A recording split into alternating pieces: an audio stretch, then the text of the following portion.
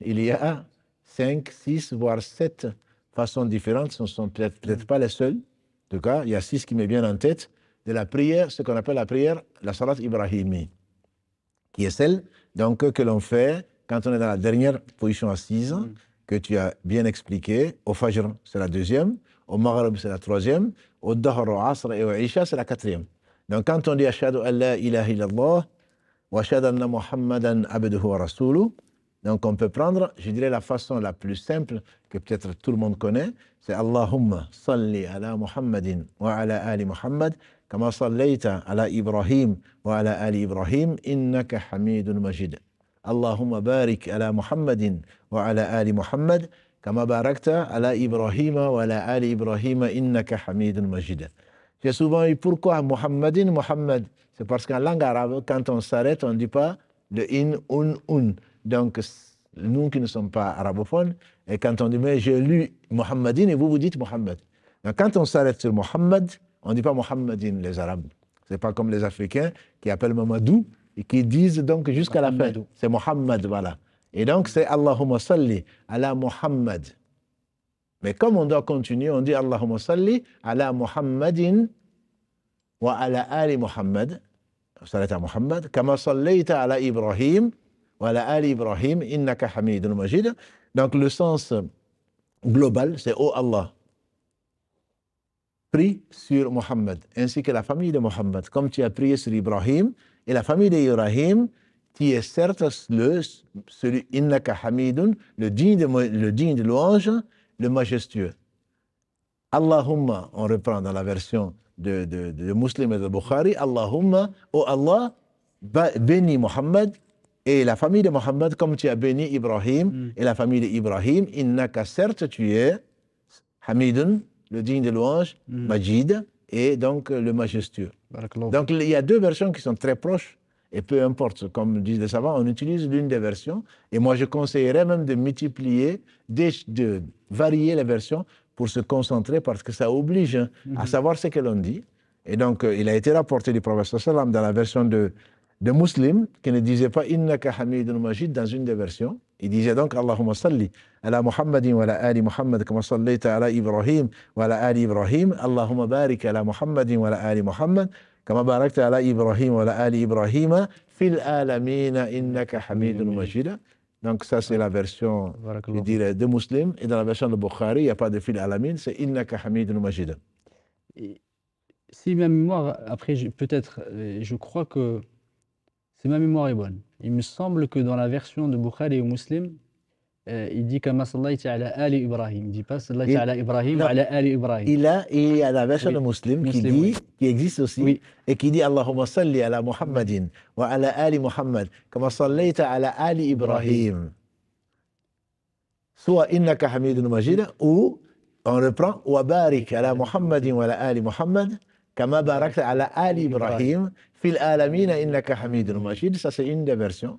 Et l'autre version que peut-être on entend et qu'on ne fait pas souvent, c'est Allahumma salli ala Muhammadin an-nabi al-ummi wa ala ali Muhammad kama sallaita ala ali Ibrahim là.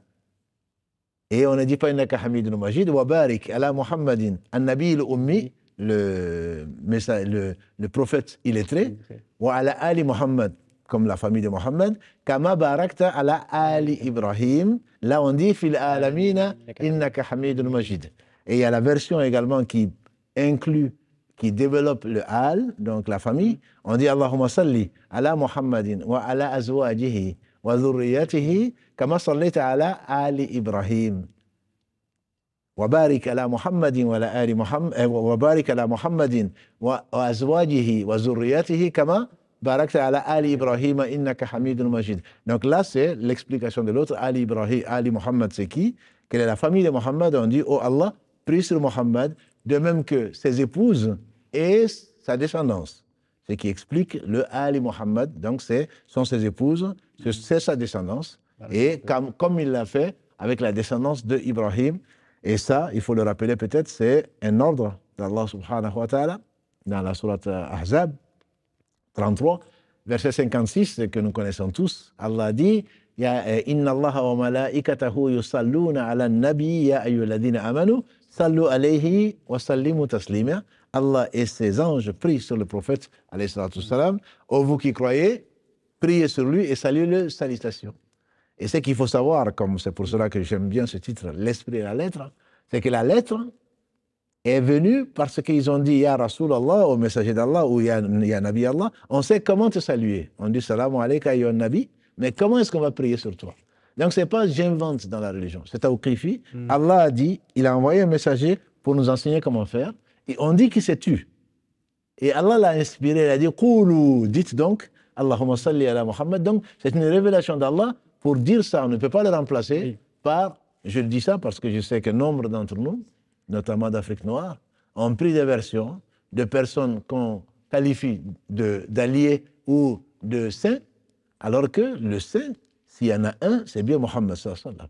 Et il n'a pas dit ça comme ça, c'est Allah qui l'a révélé. Donc il ne peut pas y avoir mieux que ce qu'il a dit alayhi wa sallam. J'insiste dessus, on peut demander à Allah ce qu'on veut, mais dans la prière, jusqu'au salam, depuis qu'on a commencé, on le fait comme il l'a fait. En dehors de la prière, comme par exemple une question que tu as peut-être posée, est-ce qu'on peut dire Allahumma salli ala Sayyidina Muhammad? Oui. C'est ce que j'allais te dire. Je me doute. Je me doutais bien. Allahumma salli ala Sayyidina Muhammad. On dit dans la prière, l'avis majoritaire et le plus sûr, c'est qu'on ne dit pas Sayyidina Muhammad, c'est notre chef Muhammad. Bien sûr que ce soit un chef. C'est soit un chef. C'est soit un chef, à n'en pas douter. En dehors de la prière, comme tu le fais en introduction, Sayyidina wa Qudwatina, c'est notre chef, c'est notre bien-aimé, c'est notre guide. Mais dans la prière, on n'a pas à rajouter un mot qu'il n'a pas prononcé, en tout cas, qui n'a pas été rapporté de façon sûre.